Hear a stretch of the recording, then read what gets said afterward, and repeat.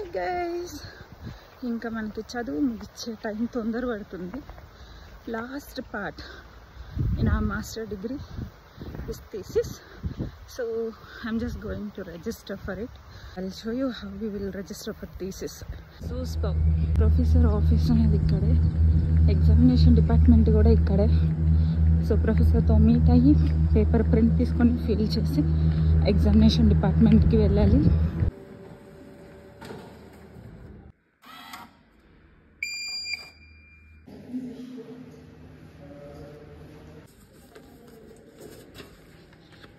ఫైనల్గా సబ్మిషన్ అయితే చేసిన. సబ్మిషన్ చేస్తుంటే కొంచెం భయం వేసింది, కంప్లీట్ చేస్తానా లేదా అనేసి.